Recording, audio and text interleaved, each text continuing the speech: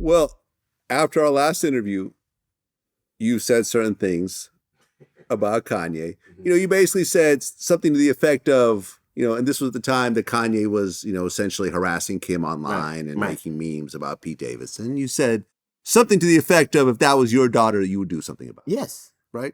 Which you still stand behind, and I do as well. Absolutely. He is stalking her. You could think it's cute. If it was my daughter, I'd do something about it. I don't think it's funny. I think that you can't write a beat so good that you get to do these things. Well, Kanye responded to this interview, and he said some things about you. Right. He said, DL Hughley is a pawn, but I address everything and find addresses. DL, so don't speak on me or my children. I can afford to hurt you. And then there was a whole thing about, he lives in Calabasas. Right. God is good. What was the effect in your family when this came out? Well, my wife refused to stay at her home for a couple of days. And to me, like, if you had, it was so funny to me, because if you can afford people to hurt me, can't you afford people to be able to pick up your prescription? I mean, like, literally. Before you drop by Calabasas to kick my ass, have somebody pick your Xanax up. Like, I spoke to him later on that night, too. Oh. I spoke to him. You guys later got on the phone? Oh, yeah, we got on the phone. Okay, who put you guys on the phone together? It was a kid. I'm not going to get You're not going to say. Okay, whatever. But we actually had a conversation there. How did that go? And he said, you said I was a stalker. And I said, I believe that to be true. Yes. And we had this heated conversation. And he talked about what he would do. And I said, you won't do it. We had this argument.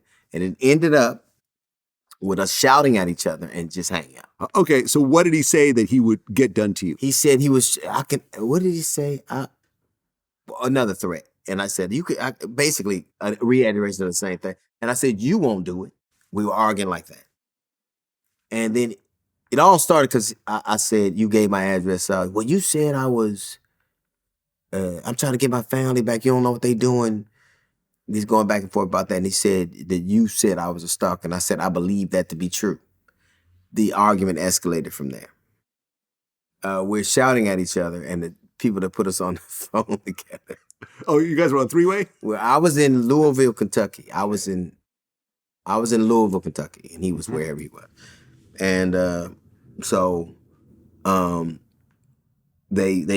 we had this heated conversation.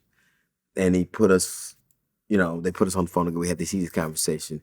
And when we got off, he was like, we tried to get y'all together, but it was just, listen, I didn't say anything to be hurtful. I said what I believe to be true, and I believe that to be true right now. It would be foolhardy for me to say anything different when I'm on the phone with him. Why would I pretend like I believe what I did at that point, at this one now. I think that it's a shame that people allowed this to go to escalate to this point. They've made all kinds of excuses, and I think in essence they've done a disservice to him and his legacy. You can't keep telling me how the man holds you down and does all this kind of stuff, which I see that work. You have been complicit in all of this. All you had to do was none of the things you're doing.